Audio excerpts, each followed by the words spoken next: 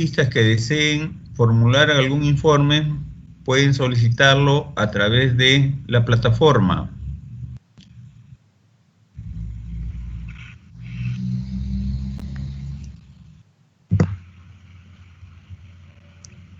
Si no hay informes, pasamos a la sección pedidos.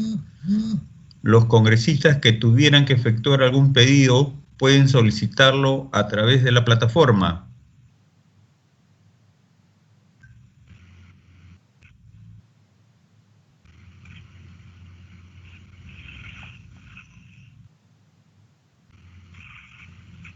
Al no haber pedido, pasamos a la sección orden del día. Invitación al señor Anthony Gouch, director de Relaciones Públicas y Comunicaciones de la OCDE y presidente de la Red Parlamentaria Global de la OCDE, para tratar sobre el proceso de incorporación del Perú a la Organización para la Cooperación y el Desarrollo Económico OCDE. Señores congresistas, les solicito que las preguntas se formulen al final de la presentación del invitado. Se solicita a la Secretaría Técnica de la Comisión nos informe si el señor Anthony Gouch se encuentra en la plataforma. Señor presidente, el señor Anthony Gouch se encuentra en la plataforma. Quería comunicarle adicionalmente que el congresista Vázquez también se encuentra en la plataforma. Ya lo computo para la asistencia. Tome en cuenta su asistencia, por favor. Ya, señor presidente. Bien. Saludamos la presencia del señor Anthony Gouch, director de Relaciones Públicas y Comunicaciones de la OCDE y presidente de la Red Parlamentaria Global de la OCDE, a quien le cedemos el uso de la palabra para tratar sobre el tema anteriormente mencionado. Muy buenos días, señor Anthony Gouch. Tiene usted la palabra. Muy buenos días pues muchas gracias por invitarme a su sesión. Es un placer estar aquí hoy para reunirme con tan distinguido grupo de legisladores y legisladoras peruanos y así fortalecer aún más la relación entre el Perú y la OCDE, que es de suma importancia para ambas partes. No tomo nota del hecho de que esta comisión especial entró en contacto con nosotros por primera vez en 2017 y se constituyó como miembro de la Red Parlamentaria Global de la OCDE en 2017 y hemos tenido el placer de poder dar bienvenida a varios congresistas peruanos en nuestras reuniones en 2018 y en 2019. Sé que ha habido grandes cambios en el Congreso recientemente y pues me agrada mucho poder retomar esta relación ahora pues con el nuevo Congreso y agradezco mucho la iniciativa que han tomado a tal efecto. Si me permite, voy también a hacer alusión al contexto actual en un principio, al cual querré volver más tarde en la presentación. Nos reunimos en circunstancias muy especiales, particulares, en las que todos y todas estamos luchando contra la pandemia del COVID-19 y sus consecuencias sanitarias, económicas y sociales. Y quisiera expresarles, en nombre de la OCDE, mi más sentido pésame ante esta situación dramática vivida particularmente en el caso de Perú. El brote de COVID-19 se ha convertido en un shock económico y de salud combinado sin precedentes a escala mundial. Y quisiera hablar con ustedes de cómo la OCDE puede apoyar a los países en este contexto, sean países miembros o sean países también que se acercan a nosotros y que tienen esa ambición en su momento de convertirse en miembros, y volveré a esta problemática un poco más tarde en la presentación, si me lo permite. A pesar de que las circunstancias sean tan particulares, me da mucho gusto poder charlar y conocer algunas caras nuevas y espero tener pronto la ocasión de verles en carne y hueso en las futuras reuniones de la red parlamentaria de la OCDE, sea en París o en una de las sedes parlamentarias que nos acogen cada año cuando hacemos la ronda de los países de la OCDE y de sus parlamentos y de sus legislaturas. Como digo, me agrada mucho también poder retomar este contacto. Quisiera empezar, nunca partimos de la base en la OCDE de que la gente sabe exactamente lo que hacemos, con lo cual, si me permite, les voy a dar mi interpretación de eso y voy a utilizar una presentación. Y voy a empezar con una imagen pues de bueno, ante todo, esas palabras que ven debajo de las siglas son importantes porque, francamente, a mí me preocupa menos que ustedes sepan exactamente qué quiere decir OCDE, que sepáis que nosotros en lo que trabajamos es en mejorar las políticas públicas para que mejoren las vidas de los ciudadanos y las ciudadanas. Yo creo que como legisladores eso les puede llegar plenamente, como ustedes son los representantes democráticos de la voluntad del pueblo, en vuestro caso en Perú, y en el caso de la red parlamentaria de la OCDE, en todos los países de la OCDE y más allá. ¿Cómo funciona la OCDE? Aquí les enseño un gráfico, el jardín de la OCDE. ¿Por qué? Bueno, pues yo diría porque la OCDE es un organismo que funciona a largo plazo. Es un poco como la jardinería, no se hace del día a la mañana. Pero es muy importante tener presente que ideas que pueden empezar, por ejemplo, plasmadas en un informe escrito, esas ideas se pueden transformar en conceptos ya que se pretende que se hagan políticas públicas. Esas semillas se tienen que plantar. Se tienen que plantar, obviamente, donde el terreno sea fértil. Y se tienen que cuidar para que se conviertan en lo que ya es un árbol, es decir, una política, pero no solo contentarnos con llegar a ese punto, ¿no? donde está la política en sí, donde está ese árbol, sino también que ese árbol dé fruta, porque la fruta es lo que le interesa a las vidas, al fin de cuentas, ¿no? Hay muchas políticas públicas que sabemos que desafortunadamente, o leyes que sabemos que desafortunadamente no han conseguido su propósito. Y nosotros trabajamos desde una forma muy práctica, es decir, empezamos con las vidas. Lo que queremos es influir positivamente en ellas y que esa fruta llegue y que les llegue. Y en ese sentido, creo que es fundamental el papel y la labor de los legisladores trabajando junto a nosotros. La presidenta de Chile, expresidenta de Chile, Michelle Bachelet, actualmente en la ONU, ella nos describió como la casa de las buenas prácticas. Y cuanto más se extiendan estas buenas prácticas, más pertinente será la formulación de las políticas que redundarán en un mayor bienestar de los ciudadanos y las ciudadanas. El bienestar es lo fundamental, porque trabajamos en todas las áreas de políticas públicas y todas esas áreas reunidas contribuyen a ese sentimiento de bienestar generalizado. Como saben, la OCDE es una organización esencialmente, como dicen en inglés, de soft power. ¿Qué quiere decir? Que es un poder blando, pero es muy eficaz, esencialmente porque nosotros trabajamos con la naturaleza humana. Y cuando digo eso, quiero decir que sabemos lo que mueve a los seres humanos, sabemos lo que nos interesa, somos curiosos, queremos saber lo que están haciendo nuestros vecinos, nos comparamos, es inevitable, somos así. Pues uno que vive en Francia automáticamente se compara con su vecino en España o en Italia, los peruanos os comparáis con vuestros vecinos también.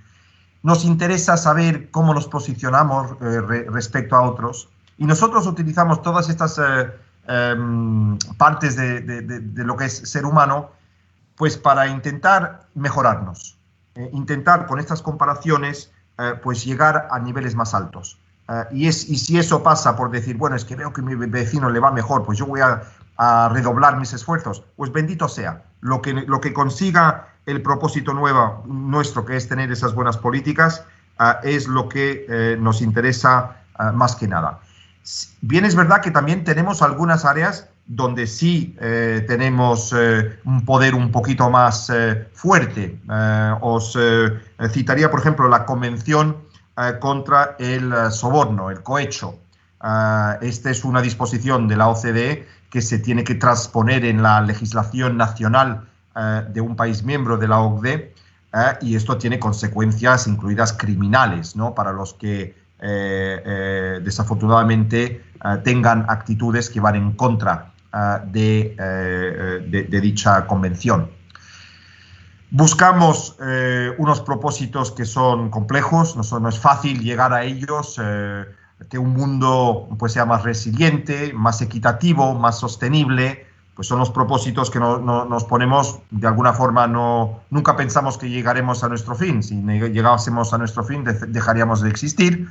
Pero ¿cómo? Pues mediante la cooperación, compartiendo esa información, esas ideas, como les decía, no esencialmente utilizando herramientas de coerción o de digamos, que se pueden percibir de una forma más negativa. El asesoramiento mutuo también es un elemento muy, muy importante, es decir, que nos ayudamos entre nosotros, los miembros del organismo, los que trabajamos de forma permanente para el organismo. Y ahí, si me permiten también otra imagen, les voy a decir que yo siempre he pensado en la OCDE como un gimnasio. Nosotros somos los coaches personales dentro de este gimnasio, los que trabajamos para el organismo. Los países pues están dentro de ese gimnasio porque han llegado a unos niveles altos en todas las disciplinas del gimnasio. O sea que para entrar en la OCDE uno tiene que tener un nivel alto, y un nivel alto en todas las áreas de políticas públicas. Y por ende, no todos los países del mundo son miembros, no todos los países del mundo pueden optar a ser miembros, pero sí existe esa motivación de parte de muchos de querer aspirar a estos niveles más altos en políticas públicas. También es un gimnasio abierto. ¿Qué quiero decir con eso?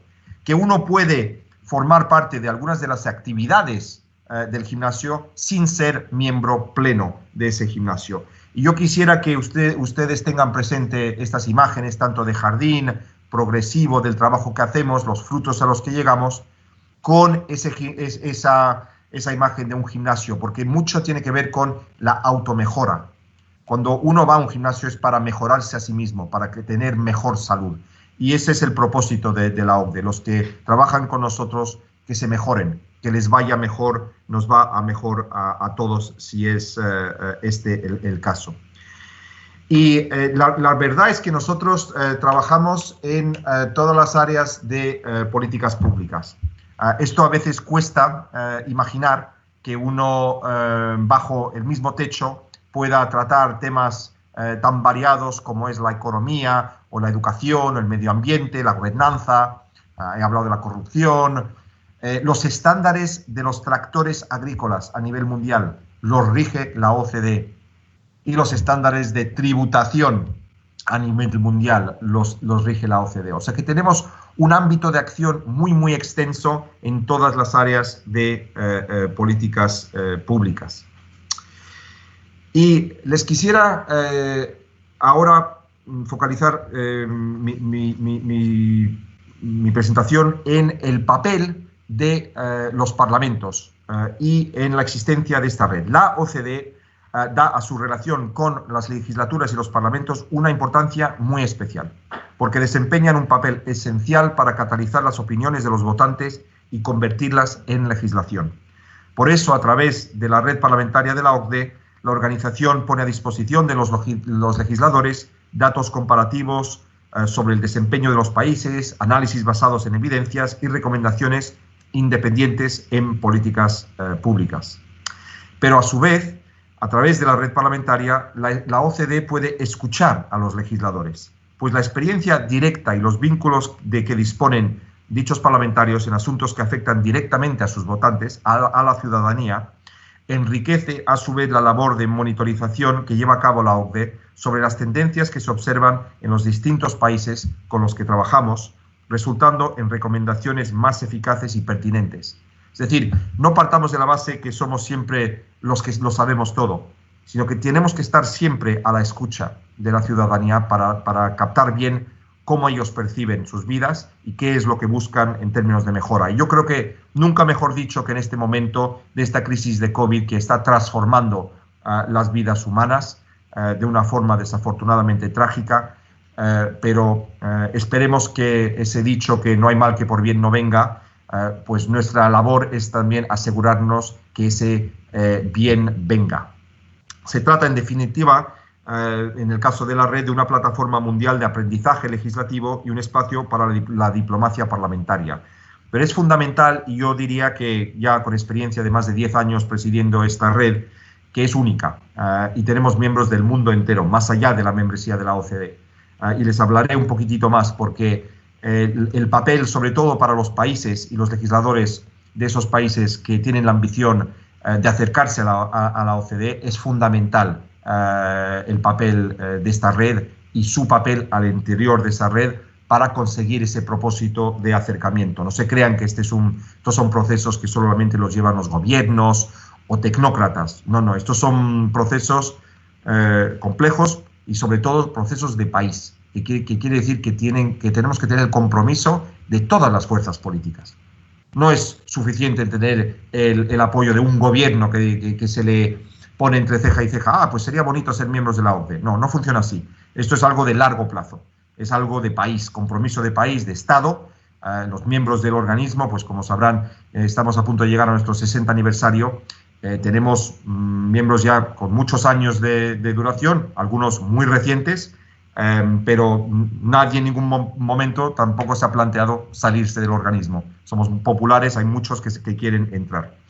Nuestra red parlamentaria tiene una vocación global, está abierta tanto a parlamentarios como a personal parlamentario, los asesores parlamentarios y oficiales técnicos de los comités, que son personas fundamentales en ese trabajo legislativo y de reformas de políticas públicas, tanto en los países de la OCDE como países socios y otros.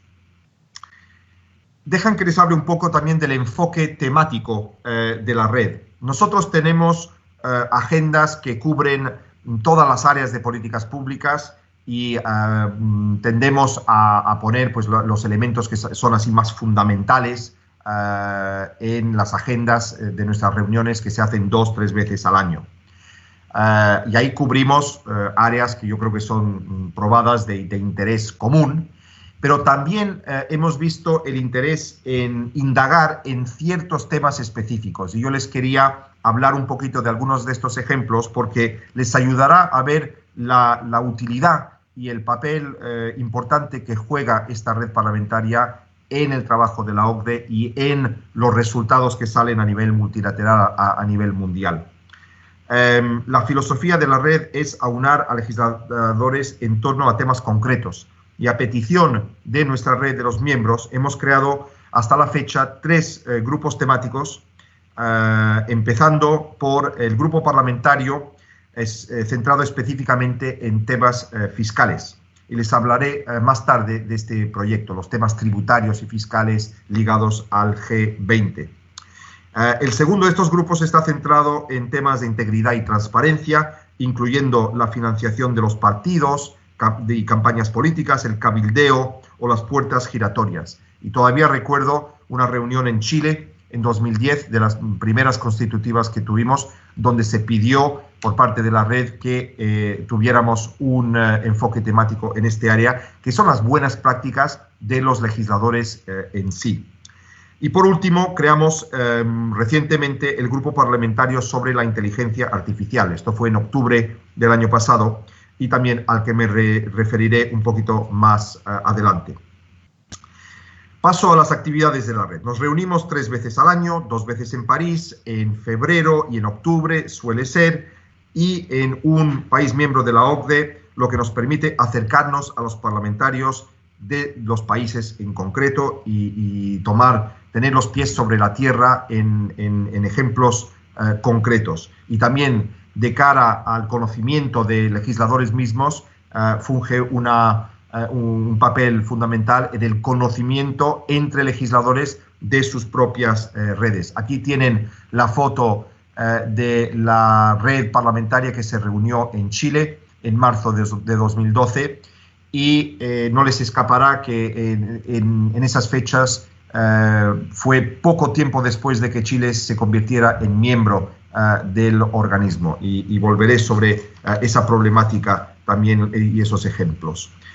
Las circunstancias actuales nos llevan a trasladar, esperemos temporalmente, la actividad de la red a Internet, y la próxima reunión que tendremos será en línea. Y esa pues está prevista para finales de septiembre, principios de octubre de este año.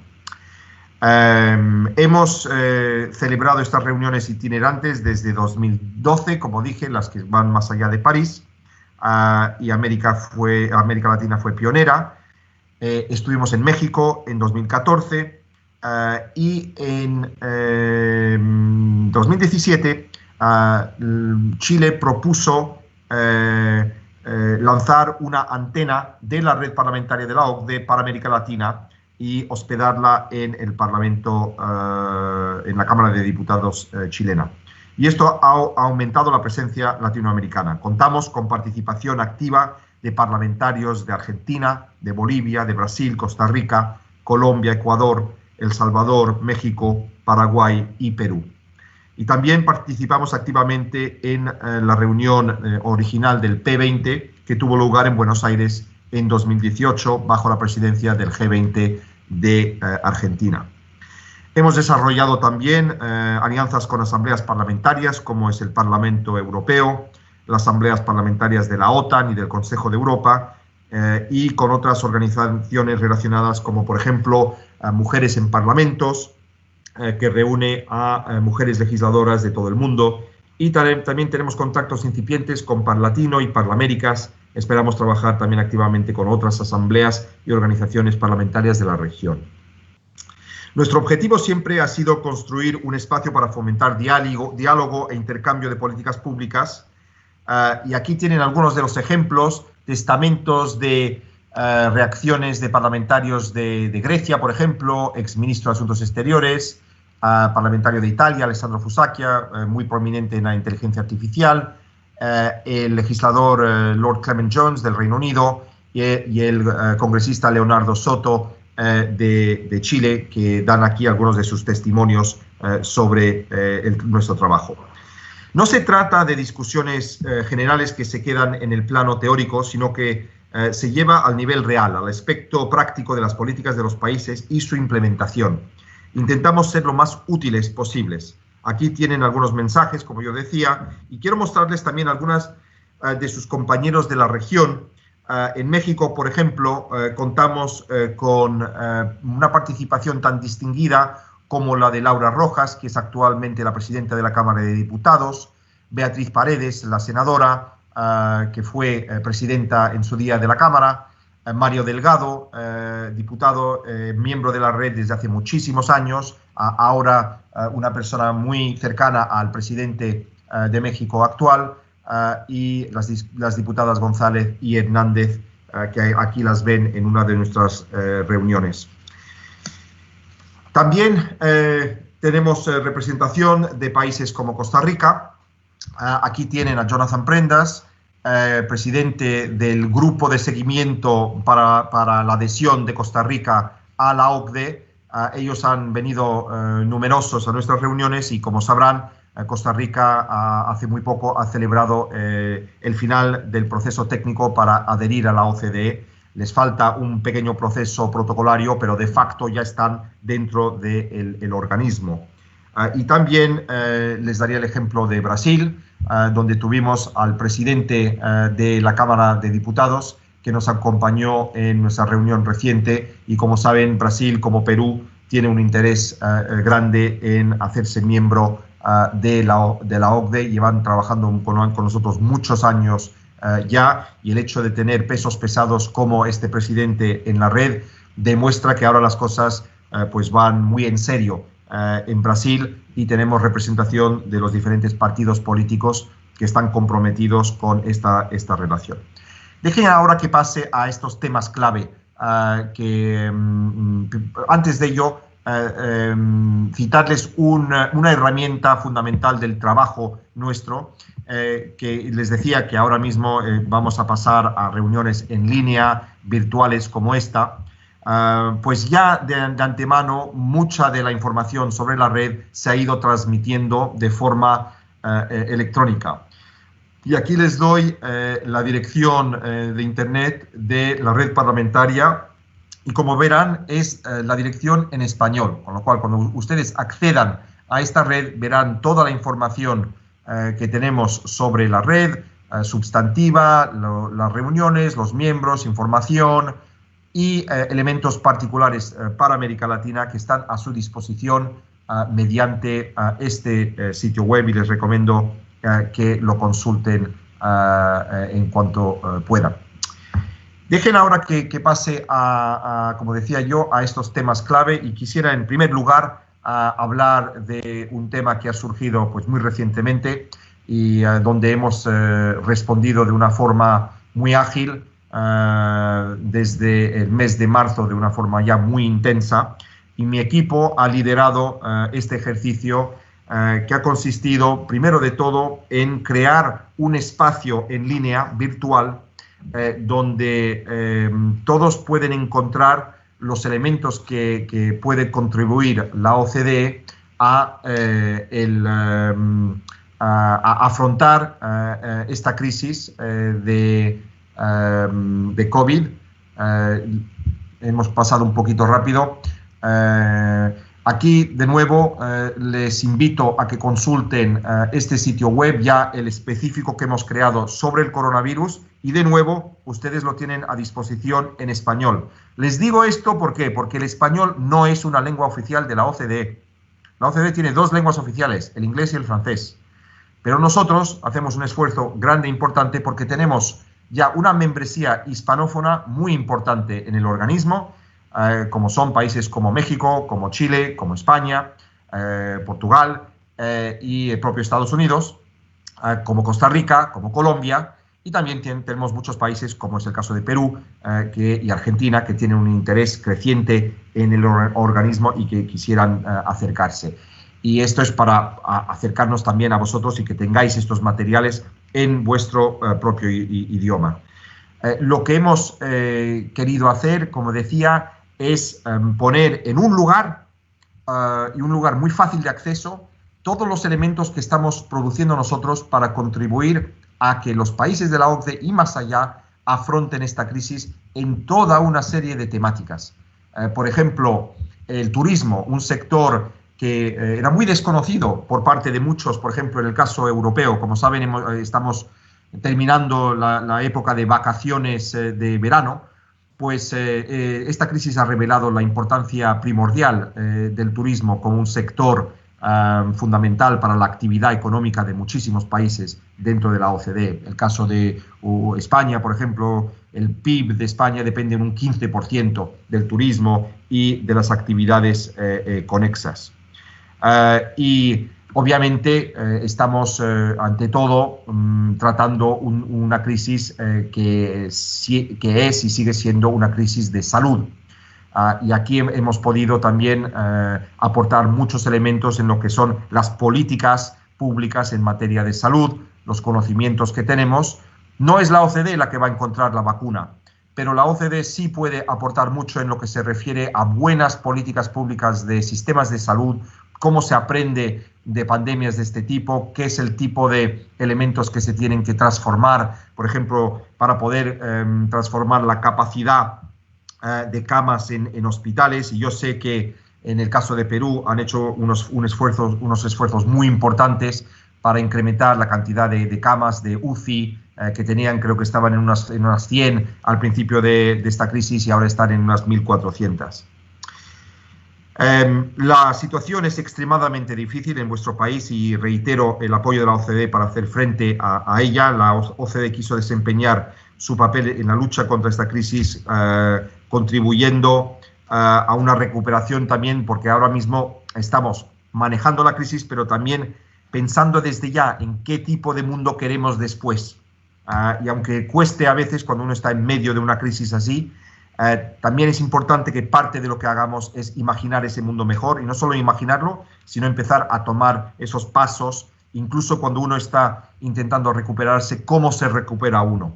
Y aquí es donde, por ejemplo, podemos tomar medidas desde ya que ataquen el tema de la desigualdad, que ataquen el tema del medio ambiente. Y con lo cual, cuando hacemos las inversiones que vamos a tener que hacer para salir de esta crisis, hacerlas inteligentemente y para conseguir los propósitos que teníamos antes, pero que nos costaba hacer antes. Ahora no tenemos más remedio que invertir y que cambiar. Bueno, pues ese es el buen momento para cambiar para bien. En marzo lanzamos esta iniciativa y la verdad es que hemos tenido un éxito considerable. Estamos casi a 1 millón de visitas, lo cual para un ejercicio de este tipo es un poco inédito en el caso de la OCDE.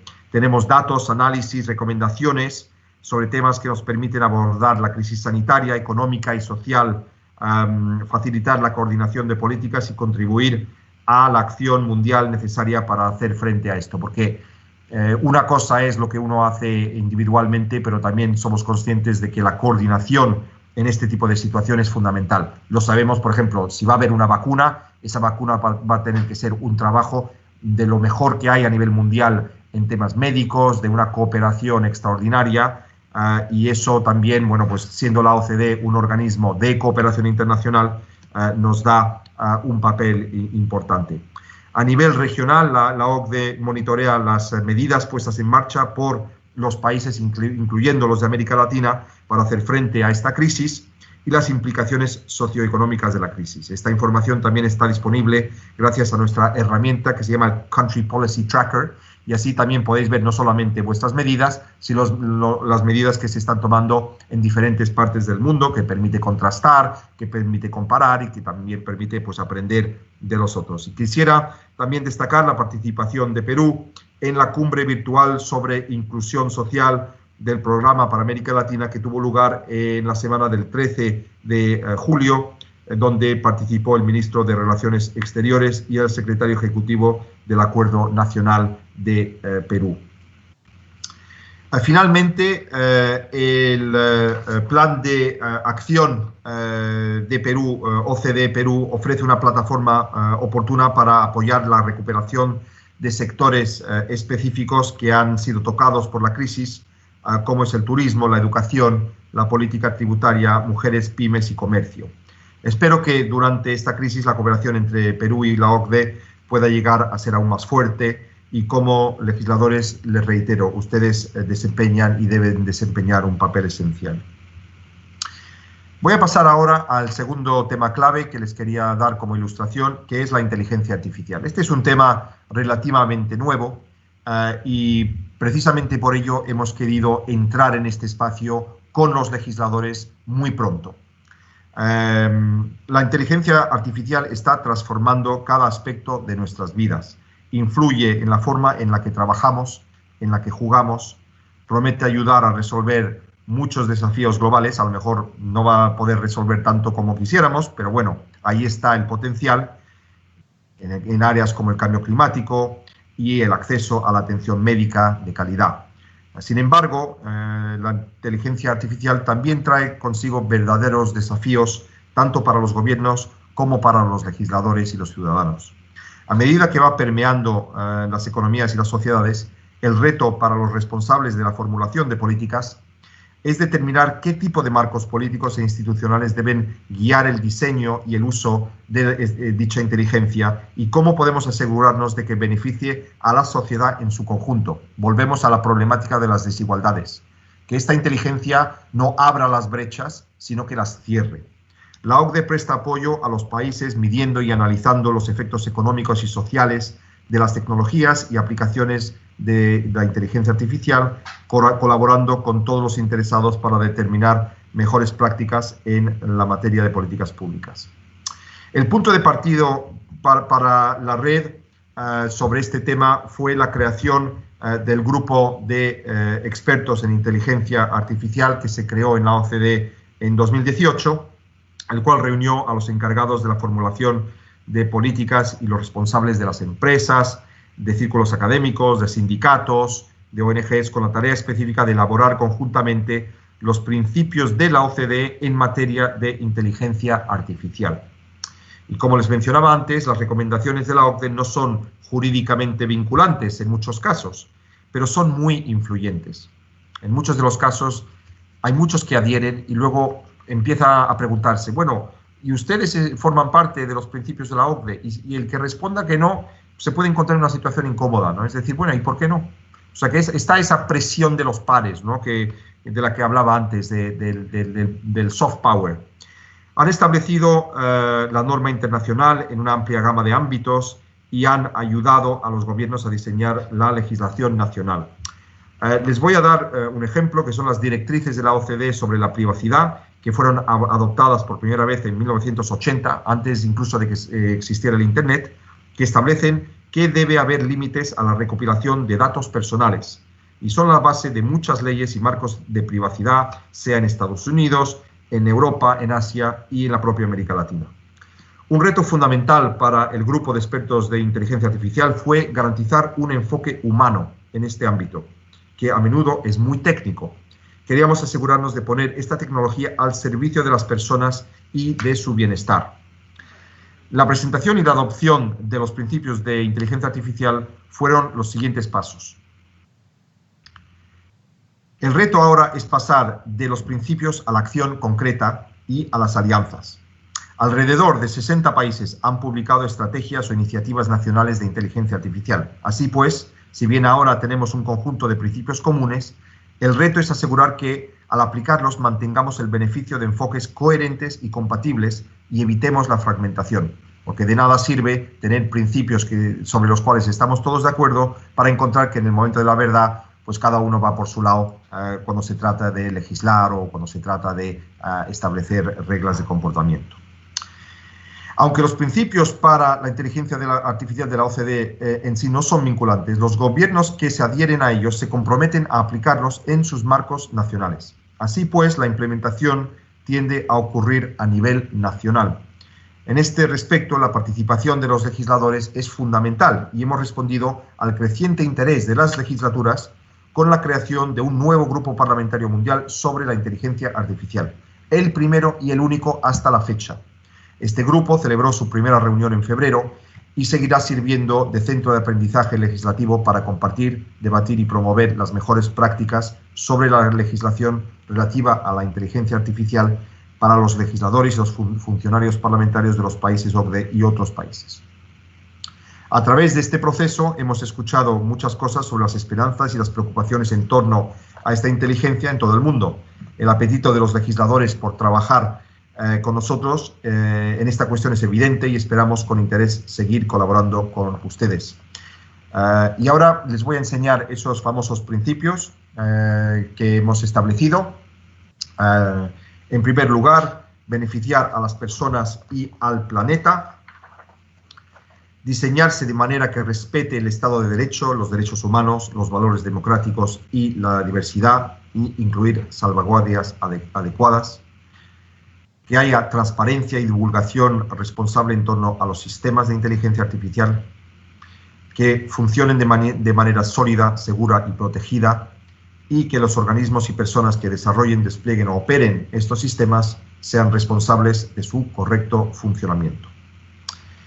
Y en consonancia con estos principios, también hemos proporcionado 5 recomendaciones: facilitar la inversión pública y privada en investigación y desarrollo, fomentar ecosistemas accesibles con infraestructura y tecnologías digitales, garantizar un entorno de políticas que abran el camino para el despliegue de sistemas fiables, capacitar a las personas con las habilidades para inteligencia artificial y apoyar a los trabajadores para una transición justa, cooperar más allá de las fronteras. Y los principios se dieron a conocer públicamente durante el foro de la OCDE, que mi equipo organiza y para el cual tiene responsabilidad, en mayo del año pasado. Representan la primera norma gubernamental sobre la inteligencia artificial y todos los países miembros de la OCDE y 6 países asociados. Y estoy encantado de comunicaros que Perú forma parte de estos 6 países, más allá de los miembros de la OCDE, adoptaron los principios, lo que representa un importante compromiso político. Y los principios también se mencionaron en la declaración de los dirigentes del G20 en su última cumbre. Ahora paso a un tema también muy importante de cara al futuro, y es un tema del presente y del pasado: el futuro del trabajo. Es uno de los temas más debatidos y es un tema clave para salir de la crisis del COVID-19 y construir nuestro futuro. Esta crisis, con el avance imparable de la globalización, la digitalización, las migraciones y los cambios demográficos, está impulsando grandes transformaciones en el modo en el que las personas vivimos, interactuamos y, por supuesto, también en cómo trabajamos. Estos cambios están generando cada vez más preocupaciones ligadas a la automatización, pero la realidad es un tanto agridulce, ya que vemos que los índices de empleo son altos y los de desempleo han descendido, pero existe una sensación de precariedad y miedo a una destrucción masiva de empleos. Y aquí estoy hablando previo a la crisis actual del COVID, que, como bien sabemos, va a resultar en una destrucción masiva de empleo. Obviamente también va a crear muchas oportunidades, pero esas transiciones siempre son dolorosas. Para poder diseñar políticas adaptadas a las necesidades de las personas, es importante dejar de lado los escenarios más negativos y analizar riesgos y oportunidades que nos brinden el futuro del trabajo. Y con este objetivo lanzamos una campaña en 2019, Soy el futuro del trabajo, una campaña sobre los seres humanos y su trabajo. ¿Por qué una campaña? Queríamos asegurarnos que íbamos a conectar con las personas y transmitirles un mensaje. El futuro del trabajo tiene ante todo y debe tener un rostro humano. Para lograrlo, combinamos datos y recomendaciones con emociones.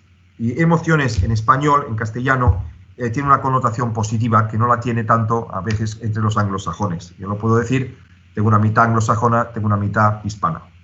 La campaña se compone de testimonios de trabajadores de varios países, incluidos Alemania, México, Japón, muchos de los países de la OCDE. Esas historias reales nos han servido como puente para que la gente explore los datos y las recomendaciones de la OCDE, permitiéndoles desempeñar sus tareas de manera más eficiente y más flexible. Y nos ha permitido también escuchar a la gente. ¿Están preocupados? ¿No están preocupados? ¿Ven oportunidades? De esto podemos aprender muchísimo. Es lo que yo llamo la escucha activa. Y cuando uno habla de comunicación, en general, la gente está pensando en emitir. Pero uno de los talentos más importantes que debemos tener cuando comunicamos es tener esa capacidad de escuchar. Lo estáis teniendo ustedes y les agradezco también su paciencia con esta presentación, que sé que de momento es monólogo y voy a intentar ir un poquito más rápido. Nos focalizamos en 4 temáticas clave en el futuro del trabajo: la digitalización, la calidad del empleo, las competencias y la protección social. Uno de los grandes desafíos en materia laboral es la automatización, y según nuestro análisis, una media del 14% de los empleos de los países OCDE presentaban un alto riesgo de automatización, añadidos a un 32% que podía sufrir cambios significativos en la manera en la que se desempeñaban esos trabajos. Si uno toma esas dos cifras juntas, que son previas a la crisis COVID, estamos hablando del 50% de trabajos que se pueden ver afectados por este proceso. Cuando publicamos esta cifra, fueron muchos los medios de comunicación que dieron la señal de alarma. Por eso es importante precisar que el despliegue de la inteligencia artificial aumentará el número de tareas automatizadas, pero los robots no nos suplantarán por completo, ni mucho menos. Si es cierto que la mano de hombre dejará de ser imprescindible en trabajos más rutinarios y de menor valor añadido, podemos imaginar que se van a crear muchas oportunidades, y también que en áreas que son eminentemente humanas, los humanos dediquen mucho más de su tiempo a esas tareas tan humanas, donde las capacidades humanas son fundamentales. Las capacidades para la empatía, la inteligencia emocional, hay muchas áreas de este tipo, la creatividad, donde deberíamos a lo mejor desplegar más esfuerzos y sacar más satisfacción de estos trabajos también. Esto me lleva a un segundo punto, las competencias y los modelos de aprendizaje que van a tener que evolucionar, y las personas van a tener que desarrollar competencias transversales como son el pensamiento crítico, la resolución de problemas, la innovación, la creatividad y la adaptabilidad. También es importante invertir en aprendizaje permanente que permita a las personas actualizar y perfeccionar sus competencias. Y creemos que con COVID esto ahora se convierte en algo fundamental, porque va a haber muchos cambios de actividad para gente que ya está en el mercado laboral, cuyos trabajos ya no existirán. Tras esta crisis va a haber mucho cambio. Y por eso ese aprendizaje permanente se convierte ahora en algo existencial en términos de su importancia. Ya no es algo que sería buena idea, sino es fundamental para que esa transición que es necesaria, que se va a tener que dar, se dé de la mejor forma. En nuestro informe Perspectivas de Empleo de 2019 subrayamos que ha habido un crecimiento del 25% de empleos que requieren alta cualificación en los últimos 20 años. Pero 6 de cada 10 adultos no tienen formación digital o experiencia en computación en la OCDE. No estoy hablando de Perú. En la OCDE misma, el 60% de adultos no tienen formación digital o experiencia de computación. Gran número de empresas informa que tienen dificultades para encontrar empleados con esas habilidades. Es decir, hay trabajo, pero la gente no está formada. Y lo alarmante es que los trabajadores más cualificados o con contratos de trabajo indefinidos son los que más se están formando. Es decir, ya la élite pues se está formando todavía más, en vez de extenderlo. Por último, es importante recalcar que debemos fortalecer y adaptar los sistemas de protección social. Perú es un país donde la informalidad es persistentemente alta. Más del 50% de los trabajadores en Perú tienen trabajos informales, lo que significa que no tienen seguro social, no cotizan para una pensión y no tienen derecho a la licencia por maternidad o paternidad.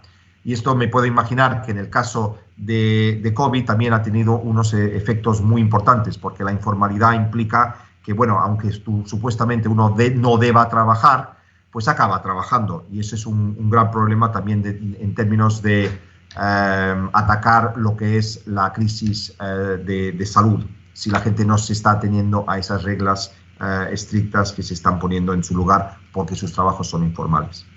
Y estos niveles podrían aumentar con la emergencia de nuevas formas de trabajo de la gig economy. Después de haber analizado a grandes rasgos los datos claves sobre el futuro del trabajo, quisiera ahora pasar a la parte más humana de la campaña y lo haré rapidito.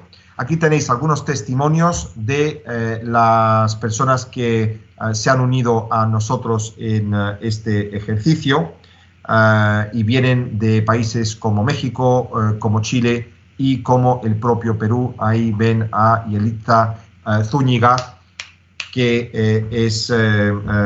forma parte de este elemento.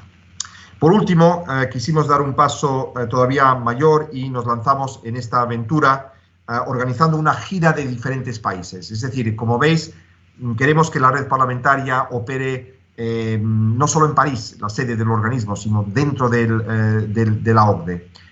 Y de la misma forma esta campaña la queremos llevar a los países. Y empezamos en Francia, y organizamos un evento en México justo antes de que se cerraran las posibilidades de viajar.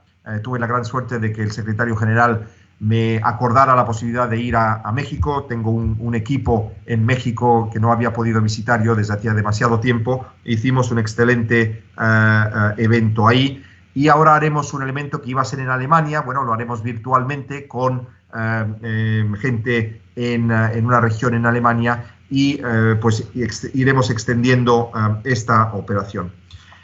Brevemente voy a abordar el tema de desigualdades de género, porque es importante que sepan también que la OCDE trabaja en estos temas de cara a 2030, objetivo, como saben, muy importante de la ONU. Quisiéramos llegar a propósitos como es igual salario por un trabajo de igual valor, y como verán aquí hay una gran diferencia ahora mismo en algunos países y en algunos casos entre lo que reciben como remuneración los hombres y las mujeres. En promedio, las mujeres siguen ganando un 40% menos que los hombres en los países OCDE, y eso pues es algo que quisiéramos cerrar como brecha. También las mujeres en liderazgo. En 2018 solo constituían el 30% de legisladores en los países OCDE, aunque esto supone un aumento del 25% de 2011. Solo menos de 30% de mujeres en puestos ministeriales, y como hemos visto en los últimos meses, el acoso en línea y en la vida real, a veces unido a la falta de modelos de conducta y de partidarios políticos, ha llevado a muchas mujeres a abandonar la política. Ha sido el caso, por ejemplo, en el Reino Unido, en torno a la campaña o a la situación dada tras la votación de salir de la Unión Europea. La violencia contra la mujer sigue siendo una pandemia mundial y también se ha extendido desafortunadamente durante este periodo de confinamiento.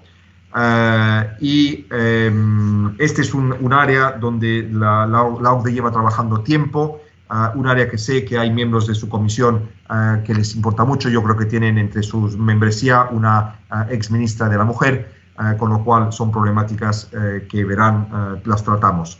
Quisiera pasar rápidamente a la acción climática, un tema fundamental.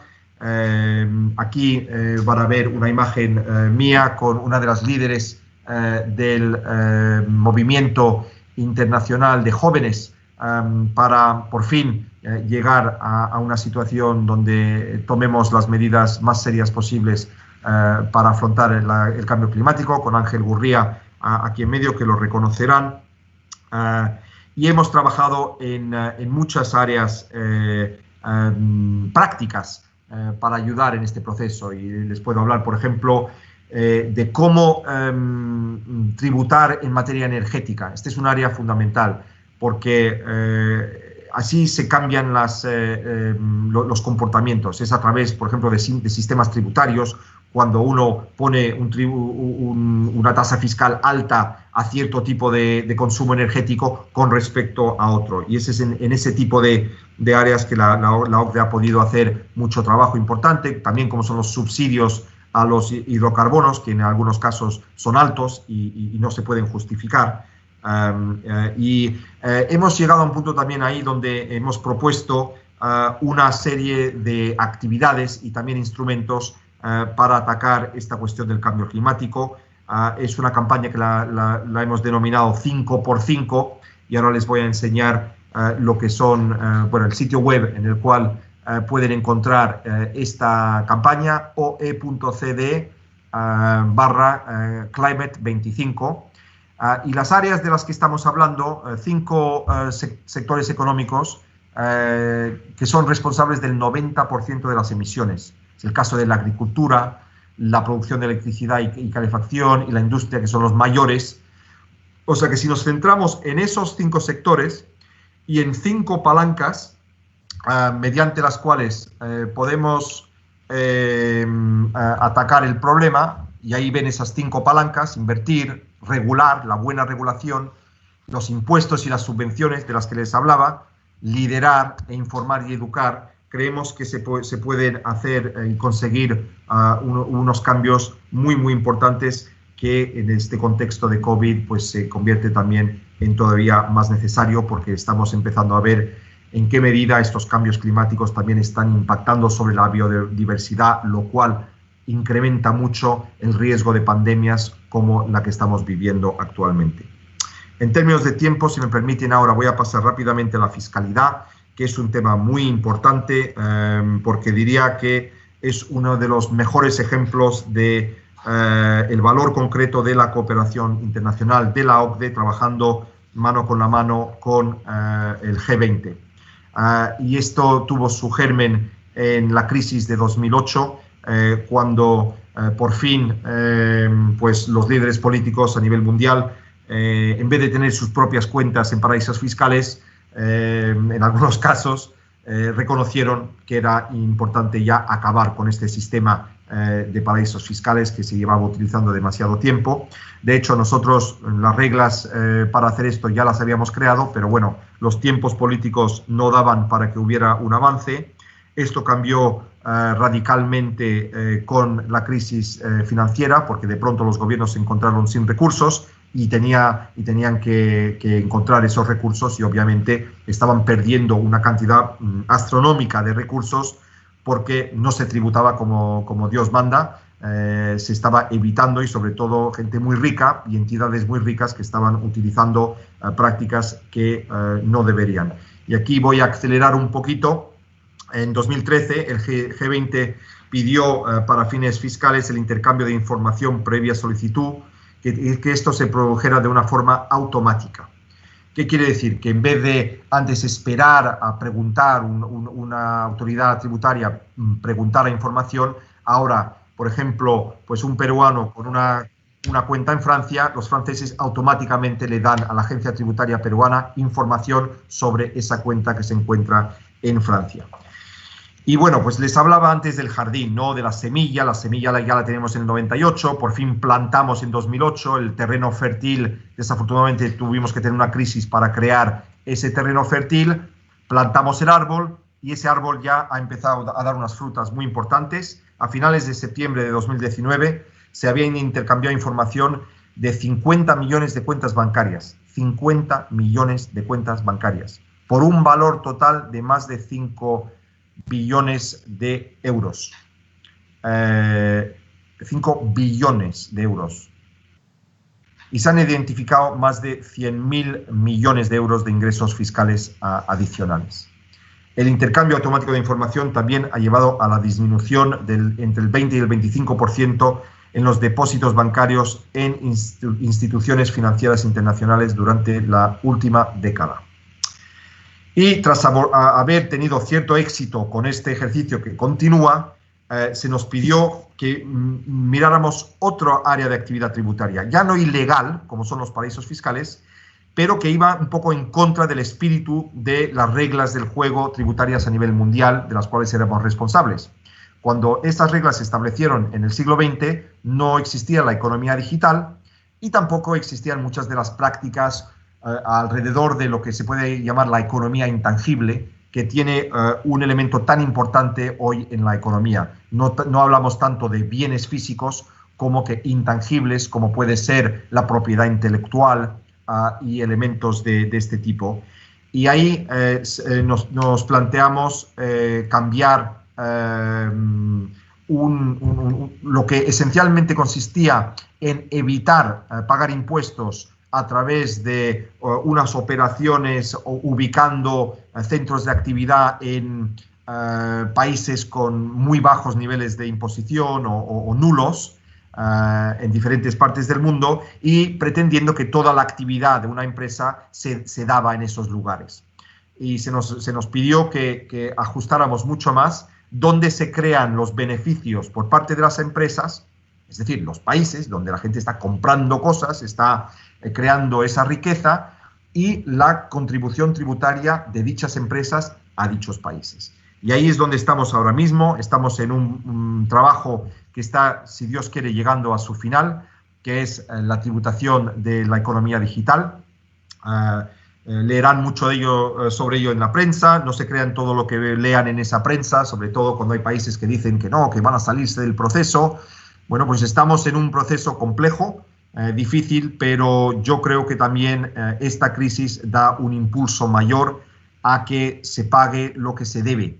Incluso las empresas mismas creemos que van a querer ir en esta dirección, independientemente a veces del planteamiento que pueda tener el gobierno de donde está ubicada una empresa.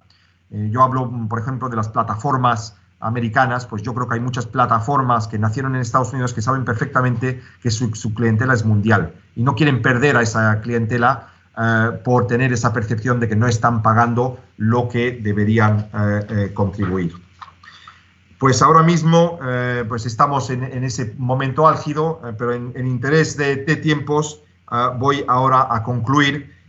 Los temas que hemos tratado ahora pues son cuestiones clave en las que la OCDE participa activamente y en las que estamos trabajando colectivamente en todos los países para lograr progresos. Como siempre, estamos comprometidos a trabajar mano a mano con los miembros del Parlamento y los parlamentos. La Red Parlamentaria Mundial os ofrece a vosotros, legisladores peruanos, un espacio de intercambio con los pares de otros países y para fortalecer la participación activa del Poder Legislativo en instancias de gobernanza internacional. Como veían antes, hemos colaborado estrechamente con el PEI-20, con el G20. El rol de los parlamentarios que desempeñan en la red es de primera importancia para el proceso de adhesión a la OCDE. Es una señal fuerte, política y de seriedad. Y aquí tienen un ejemplo de John Prendas, que es el equivalente en su grupo a su presidente, Marcos Antonio Pichiligüe, que acompañó el proceso de adhesión de Costa Rica. Y este proceso no se hubiera dado sin ese compromiso de todos esos legisladores y legisladoras a lo largo de varios años de muchos congresos, de muchos partidos políticos que tuvieron que cambiar leyes, tuvieron que reformar, tuvieron que hacer un trabajo también de pedagogía muy importante en su país y fue clave para el éxito. También que sepan que si se plantea esta cuestión de hacerse miembro de la OCDE, pues es algo, no es fácil. Les voy a dar un ejemplo. En el caso de Chile, Chile tuvo que cambiar su sistema de gobernanza corporativa para la industria más importante del país, que es el cobre. Es como pedirle a la industria del lujo de Francia de pronto cambiar su forma de operar. Bueno, pues es algo muy considerable. Y lo hicieron. Crear un ministerio de medio ambiente, no lo tenían, y lo hicieron. O sea que son cosas que son trascendentes y entrar en algunos de los estándares de la OCDE, como yo dije, es como el decatleta que quiere ser lo mejor que puede ser, con lo cual solo que ustedes sean conscientes de esto, porque les va a aportar un reto y un trabajo para ustedes mismos y mismas en el futuro. Les deseo, si los miembros de este organismo dan el visto bueno para que Perú emprenda este proceso, y que sepan también que incluso antes de que se dé esa luz verde formal por parte de los países, nada impide a los países como Perú a que vayan adhiriendo a los diferentes estándares de la OCDE poco a poco. Es el caso de Brasil. Brasil todavía no tiene esa luz verde para empezar el proceso de adhesión formal, pero ya han adherido al 40% de lo que es necesario para ser miembro de este organismo. Con lo cual, pues yo en este momento ya quería parar, lo siento porque llevo hablando demasiado tiempo, y dejar un poquitito de tiempo para alguna pregunta, sabiendo que los tiempos ya son justos tanto para ustedes como para mí. Muchas gracias. Gracias, Anthony Gous, por la exposición, creo que muy productiva e ilustrativa. Algún congresista que desee intervenir puede solicitarlo a través de la plataforma.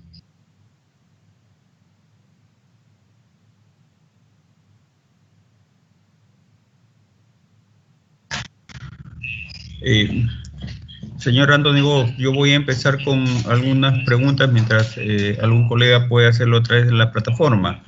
Y el sentido bueno, la primera pregunta que quiero hacerle es lo siguiente: de la evaluación del proceso de incorporación de los diferentes países a la OCDE o OECD, como se denomina, ¿podría usted contestarme la siguiente pregunta? ¿Cómo ve la OCDE, o sea, cómo ve la institución OCDE los avances del Perú en este proceso de incorporación? ¿Cómo puede afectar la pandemia al proceso peruano de incorporación? ¿Cómo ve al Perú en su objetivo de alcanzar los estándares para acelerar nuestra incorporación? Y la última, en ese sentido de la introducción, ¿cuáles son los estándares mínimos que se requieren para la incorporación de los países a la OCDE? Para que conteste, señor Anthony Gous. Pues muchas gracias. Nosotros, desde nuestro punto de vista, lo que vemos es un compromiso serio por parte de Perú, también duradero. Un elemento crucial también creo es que con la constitución, o la nueva constitución de esta comisión especial, ustedes mismos están dando esa señal de la seriedad que nos viene por parte de un paisaje político que ha cambiado mucho en los últimos meses, pero el compromiso con la OCDE, eso sí, no ha cambiado, y creemos que ese es un elemento muy importante en este contexto. No sé si me escucha. ¿Sí? Sí, señor Anthony Gous, prosiga, le estamos escuchando. No, es que tenemos algo de ruido en la línea. Mire, de cara a la pandemia no le puedo avanzar yo un análisis ahora mismo, porque la realidad es que estamos plenamente dentro de este espacio, con lo cual no me aventuraría yo a hacer una valoración del impacto de la pandemia, del impacto sobre este proceso suyo, porque bueno, yo creo que estamos en medio de una situación crítica. Yo creo que lo importante es poder ayudar y apoyar, sobre todo a que se estabilicen las situaciones en cada país, y a partir de ahí pues ya ver de qué es capaz uno, porque yo creo que cuando uno está en una cama de hospital, pedirle que sea el decatleta que va a romper todos los récords tampoco es lo más realista del mundo. También bien sabemos que hay miembros de la OCDE misma que van a sufrir y están sufriendo impactos importantes. El objetivo de los estándares yo creo que ese se mantiene, es decir, no hay razón por la cual de una forma inteligente pues Perú no pueda ir sopesando cuáles son las áreas donde se puede seguir trabajando, independientemente de la situación muy difícil que se está viviendo ahora. El mundo continúa y seguro que hay potencial para que Perú continúe a mandar esos mensajes de seriedad y positivos, tangibles también, de querer ahondar en su implicación en los estándares de la OCDE.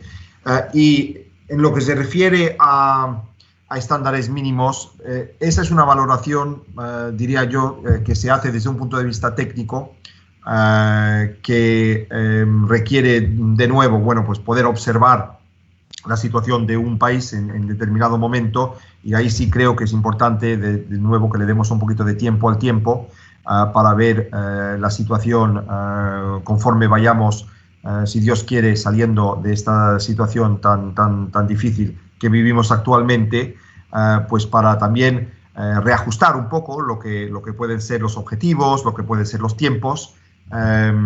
En todo esto creo que la voluntad y el compromiso es muy importante, eso sí, y yo creo que si Perú sigue mostrando esa voluntad y ese compromiso, eso también va a contar para mucho. Y repito, el papel que pueden ustedes jugar, que ya lo han jugado. Yo he tenido el placer de conocer a sus predecesores como congresistas y me ha impresionado el nivel, con lo cual en ese sentido yo creo que también pues Perú tiene cierta suerte, y espero también que pueda aprovecharla para poder capear esta crisis lo antes posible.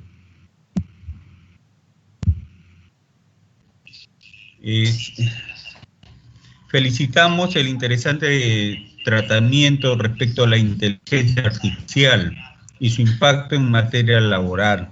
Desde ya cuente con nuestro apoyo para poder abordar este tema, poder conocer y construir propuestas de políticas públicas traducidas en leyes que nos permita estar preparados para los desafíos que se vienen en materia de empleo, educación, y que estamos seguros que con la pandemia se han puesto en evidencia.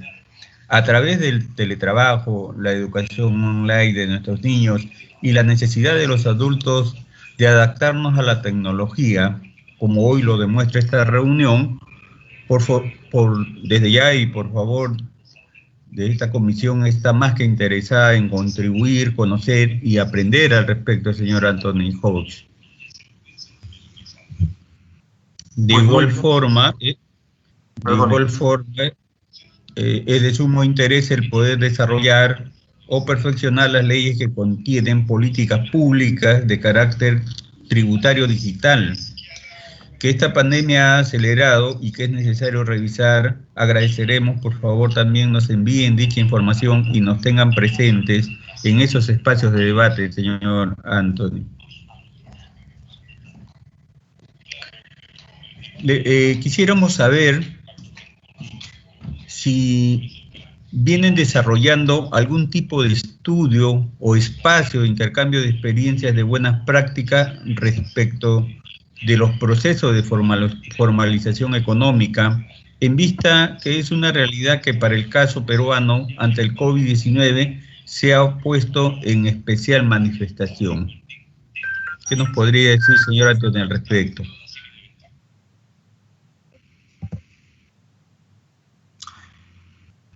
Pues mire, gracias por esos complementos. Tomo buena nota del interés que existe sobre los trabajos en materia de inteligencia artificial y, como bien ha dicho, esto se está traduciendo a través, por ejemplo, de fenómenos como el teletrabajo y cómo se transforma la educación. También en materia de salud estamos viendo que la telemedicina se está convirtiendo en una herramienta muy importante, a lo mejor en el caso de Perú también, con las distancias, con las cuestiones logísticas. Es un área que podría surtir mucho efecto positivo.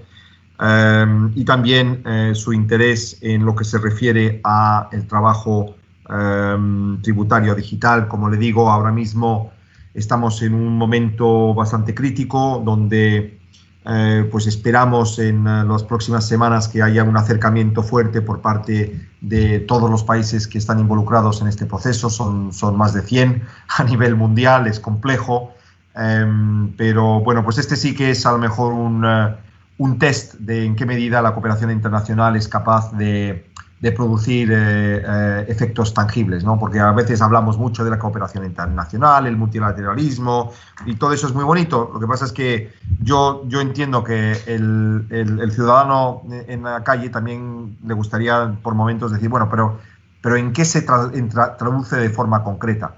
Y creo que si fuéramos capaces de llegar a un acuerdo sobre cómo hacer tributar la economía digital como digo, como Dios manda, pues eso enviaría una señal muy, muy concreta de que esta cooperación internacional surte efecto, que vale la pena, que todas estas reuniones que se hacen, que no es que la gente está haciendo una especie de turismo, aparte porque ya no hay turismo, sino que verdaderamente se están proponiendo mejorar las cosas, hacerlas más justas y que al fin de cuentas también haya más dinero, haya más recursos para dedicar a las políticas públicas que quiere la gente, que quieren que mejore su salud, que quieren que mejore su educación, que quieren que mejore su bienestar. En materia de procesos de formalización, yo creo que ahí usted está refiriéndose a las altas tasas de informalidad, ¿no? del mercado laboral y cómo uno puede transitar. Si me permite, lo que haré es que le remitiré información más tarde para a lo mejor indicarle algunos estudios que tengamos. Lo que sí le diría es que probablemente el ejemplo más importante que tenemos hasta la fecha es el caso de México, que también es un país con una informalidad alta y puede que en estudios que tienen que ver precisamente con ese país podamos compartir algunos elementos de cómo se ha ido formalizando el mercado laboral en ese caso, que pueda constituir elementos de aprendizaje o de mejores prácticas para compartir con ustedes. Hay otro aspecto que nos preocupa, que obviamente las cifras sí lo muestran, es por ejemplo en el segundo trimestre del presente año se evidencia una caída del 9.8% del PBI, básicamente enfocado en los países miembros del Grupo 7. ¿Cómo viene afectando esta caída a los países miembros de la OCDE-OECD? ¿Qué factores, aparte de la pandemia, pudieron afectar esta caída del PBI, señor Anthony Walsh? ¿Cómo lo han evaluado ustedes? Es una excelente pregunta. Sí, las cifras que hemos podido sacar recientemente muestran una caída muy importante en el segundo trimestre de este año. Está claro que estamos en una situación donde para parar la pandemia, el precio a pagar era parar la economía. Yo haría ahí un paralelismo un poco con el tratamiento del cáncer. El cáncer muchas veces se tiene que tratar de una forma muy dura por la quimioterapia. Y la quimioterapia no es agradable, no es saludable, pero es un mal menor porque lo que permite es acabar con el cáncer, si Dios quiere, y seguir viviendo. Pero la quimioterapia deja muchas secuelas y es dura. y la realidad es que los países han tomado una decisión, en muchos casos, pues de primar lo que es la salud, parar las economías, poner ese equivalente de quimioterapia pues para que la pandemia ya no se extienda y para poder empezar una normalidad, una especie de vuelta a una normalidad de cara al futuro. Y este es el precio pues que se está pagando ahora mismo y se está pagando, bueno, pues en áreas muy variadas.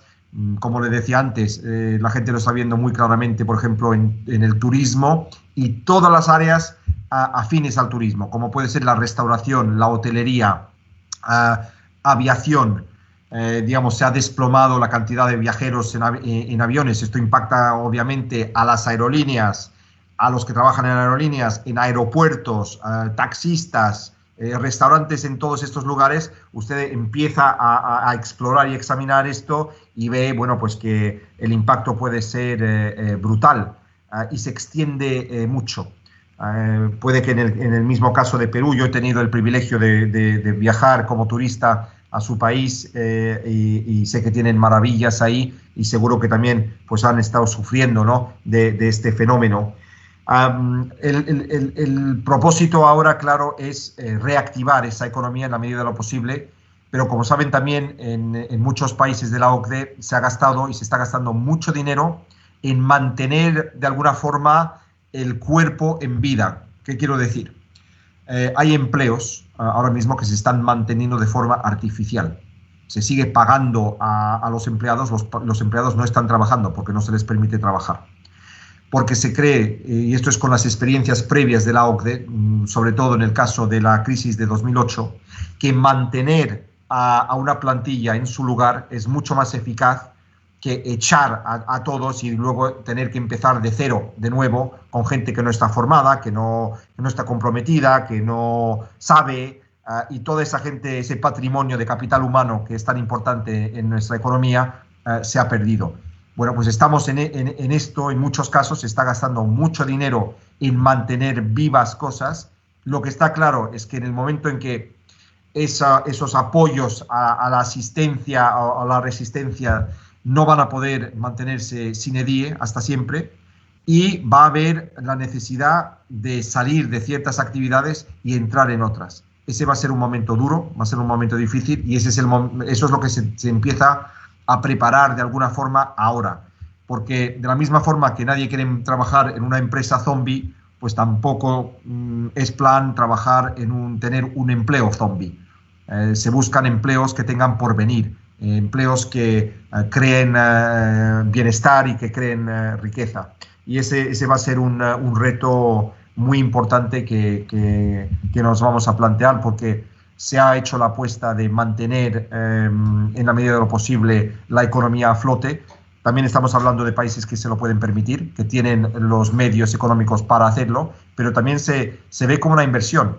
Es una forma de endeudamiento de cara al futuro, de decir, bueno, pues mantengámonos vivos, nos va a costar, pero luego, bueno, conforme avancen las cosas ya podremos saldear las cuentas. Ahora mismo no estamos pensando en saldear cuentas, estamos más bien pensando en gastar lo que sea posible y necesario para mantenernos a flote y salvar todo lo que se pueda tras esta crisis y, como decía, aprovechar todos los campos nuevos donde hay que entrar rápidamente, hay que ocupar nuevos puestos de trabajo y ese elemento que yo decía sobre la formación continua, eso se convierte en un elemento fundamental.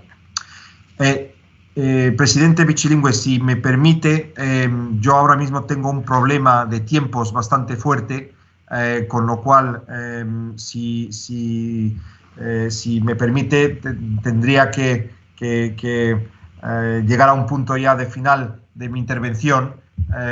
Le agradezco de nuevo muchísimo la invitación y espero, y todos sus compañeros y compañeras de la comisión, y espero que podamos contar con su presencia virtual y física a lo largo de los futuros meses y años y acompañarles en este ejercicio también de acercamiento con la OCDE al cual le dan tanta importancia. Muchas gracias.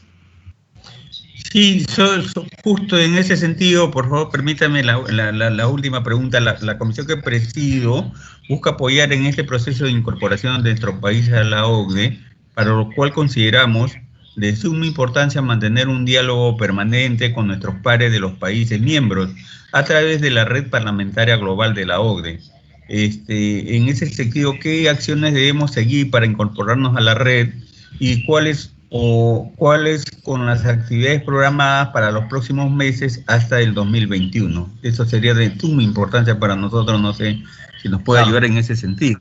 Sí, pues mire, la iniciativa que han tomado mediante esta reunión, yo creo que es potencialmente lo mejor que podrían haber hecho hasta la fecha, con lo cual enhorabuena por haber de alguna forma respondido a su propia pregunta de qué pueden hacer, porque ya están muy conectados. Yo espero que la presentación que he podido compartir hoy os ha abierto también pues la mente en lo que se refiere al potencial y al propósito de la red, y creo que ahora, bueno, pues vamos a estar en un contacto estrecho, vamos a ir informándoles de los eventos que estemos programando, y pues les invito, digamos, en la medida de sus posibilidades, pues de ir participando. No es algo donde uno tenga que participar forzosamente masivamente. Yo creo que lo interesante, por ejemplo, es identificar quién al interior por ejemplo, de vuestro espacio es experto en materia tributaria, ¿no? Para poder entrar en ese espacio tributario de una forma para poder entender y añadir valor, porque estamos hablando en muchos casos de temas que son de cierta complejidad, no es forzosamente para el que no entiende mucho, pero yo sé que su comisión tiene unos pesos muy pesados, gente con muchas capacidades y mucha capacitación, y esto también, pues por ejemplo, en el área de inteligencia artificial, si ustedes identifican a la buena persona y nos van comunicando también estos elementos, así podremos ir incorporándolos de una forma inteligente en la actividad temática, y obviamente extenderle la invitación a nuestra reunión de la Red Parlamentaria General, que como comentaba, esperamos poder organizar de forma virtual en la primera semana del mes de octubre. Reiterando nuestro agradecimiento, y solo 30 segundos, ofrecemos a la Red Parlamentaria la posibilidad de realizar un evento en nuestro país. Ponemos a su disposición esta comisión especial y el Congreso de la República de nuestro país. Muchas gracias, señor Anthony Bowes. Disculpe la extensión de la reunión, pero cree usted que para nosotros es muy importante conocer esos detalles, y qué mejor de su persona. Así que le agradezco en nombre de la comisión que integramos esta comisión especial de seguimiento. Muchas gracias. Muchas gracias a usted. Hasta pronto. Gracias, señor. Cuando usted considere, puede usted retirarse de... Bien, colegas, secretaria técnica, consigne la asistencia del congresista Novoa Cruzado, que lo ha registrado en el chat. Perfecto, señor presidente. Bien, no habiendo más participaciones, se levanta la sesión, siendo las 9:28 del jueves 3 de septiembre del 2020. Muchas gracias, colegas, por su participación, y ya estamos en contacto a través del chat o directamente con ustedes. Muchas gracias. Gracias, secretaria técnica, también. Muchas gracias. Buen día. Buenos días. Presidente, sí, congresista Moisés González, que me tome la asistencia. Muchas gracias, señor presidente. Buenos días, hasta luego, con todos los respondí la asistencia de Moisés González. Secretaria técnica, consigne la asistencia del colega. Hemos consignado la asistencia del congresista Moisés González porque estaba en la plataforma. Usted me dio esa indicación al inicio. Correcto. Gracias, en todo caso, gracias. reiterarle, colega, que ya está registrada su asistencia. Gracias, presidente. Gracias, señorita. Gracias, señor presidente. Hasta otra reunión. Robledo Gutarra. Muchas gracias, colega Gutarra. De igual manera, buen día para todos. Gracias por su participación.